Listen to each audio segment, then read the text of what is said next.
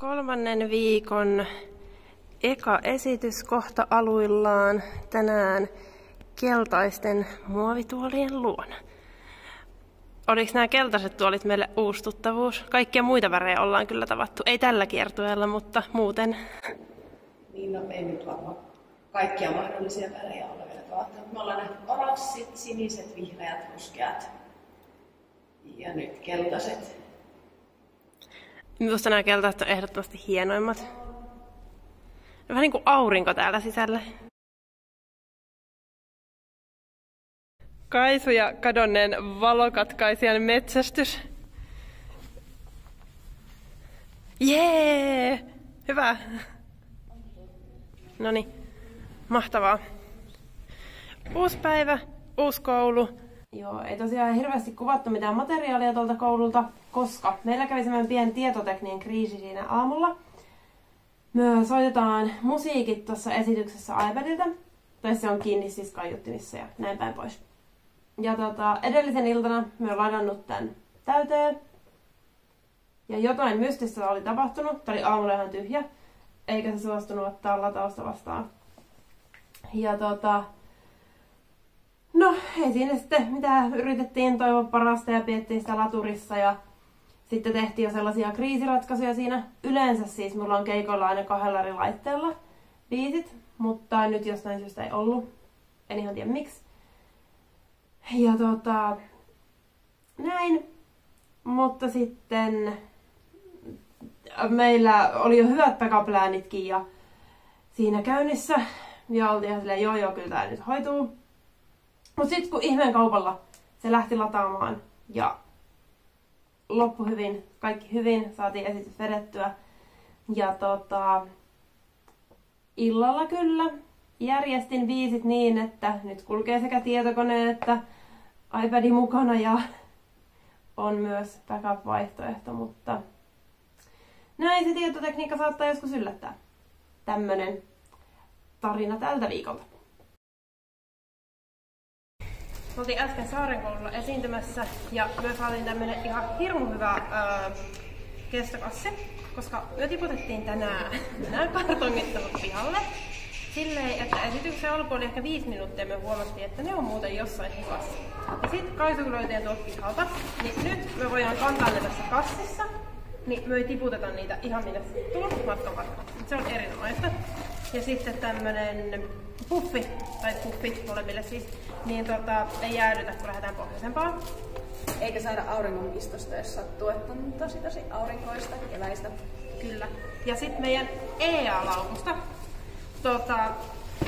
löytyy viime viikolla meille tullutta suklaata. Ihan niinku sellaisia hätätilanteita vaan. Kuten vaikka sellaista, että jos ei tiedä mitä somettaa, niin sit saattaa saada inspiraatiota ja ideoita. Kyllä. Tai jos vaikka hirveästi jotenkin heikottaa, niin voi saada vähän suklaata. Tai jos jää auto välille, niin ja jos ei ole mitään ruokaa, niin EA-laukussa kannattaa aina olla suklaata. Joo, paitsi kesällä ei kannata, koska sit se sulaa. Niin tää on tämmönen, talvisin voit pitää autossa EA-laukussa suklaata, sit se voi pakastua ja sulaa ja ei kun vaan pakastua. Meillä on tänään tämmönen luksuspäivä, että meillä on 2 koulua vierekkäin, joista molemmat tulee tänne samaan liikuntasaliin katsomaan meidän esitystä. Meillä on eka esitys ollut ja toka tulossa. Nyt pakataan matkalaukku uusiksi. Millä fiiliksillä? Vielä 1 veto ennen pääsiäistä. Fiilikset on hyvät. Alkoi soimaan päässä se matkaan mä lähden. Ja niin tiedä meneekö se oikeasti edes sellaisen biisi, vai oliko se kulje nyt? No, niin et ihan semmoset niin positiiviset laulutkin soi päässä, vaikka niitä ei muista, että miten ne oikeasti menee. Se huojuttaa mun tornia. Niin. Jos minä nyt vetäisin tän tästä, niin mitä tälle käy? No ei jäänyt. Yllätys, ei jäänyt pystyyn. Mut hei, hyvä yritys. Niin, tulin vain kertomaan, että jos me pelattais huojuvaa tornia, niin nyt minä tiedän, että siinä on 1 käden sääntö, niin kuin minä viimeksi muistelin. Niin nyt minä olen saanut siihen varmistuksen. Okei. No meidän täytyy testata. Jep. Vaikka esityksen jälkeen. Joo. Tai tiedätkö mitä? Esityksen aikana. No ei. Sitten kun me lähdetään tästä, tai nyt ei tänään tästä, vaan ensi viikolla, kun me lähdetään niinku kiertoille niin, että me ollaan sitten aina samassa paikassa yötä. Me voidaan illat pelata Oivaa tornia. Se on niinku loistava idea. Kairu ei lämmennyt yhtään. Mutta eikö sä sanonut, että sä tykkäät lautapeleistä? Onko sitä lautapeli? Ei tää ole lautapeli. Eikä tässä ole strategiapeli, vaan sitä strategiapeli. No joo, onhan se sitä. Me ollaan saatu kysymyksiä sen NGN-linkin kautta. Kiitos paljon kaikista kysymyksistä ja muistakin terveisistä, joita olette meille lähettänyt. Mites Kaisu, onko sinulla lemmikkejä? Ei ole vielä lemmikkejä. Huhtikuussa meille tulee kambodsalainen tuituikoira, mutta vielä meillä ei ole mitään lemmikkejä kotona. Onko sulla lemmikkejä? Ei ole lemmikkejä. Onko sulle tulossa lemmikkejä? Ei ole myöskään tulossa. Villakoiria voi olla, että on ilmestynyt muutaman nurkkiin sillä aikaa, kun me on ollut täällä kiertueella, että voi olla, että semmosia oottelee sitten kotosalla, kun sinne menee, mutta oikeita lemmikkejä ei ole. Ne voi leikkiä minun kukkakärpästen kanssa. Okei. Sinun villakoira. Yes. Sitten meiltä kysyttiin myös siitä, että kauanko me ollaan harrastettu sirkusta. Milloin on ollut meidän polku sirkuksen pariin? Kumpi aloittaa? No, mie voin aloittaa.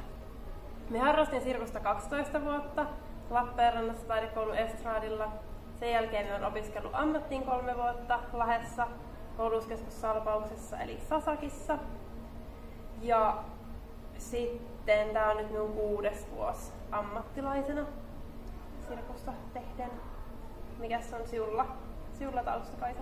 Ai!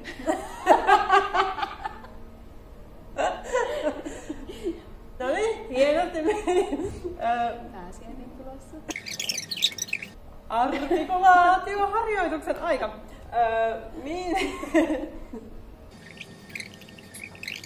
Jos haluatte lisää tällaisia epämääräisiä nauruvideoita, niin hei, lähettäkää meille kysymyksiä ja me vastaillaan niihin.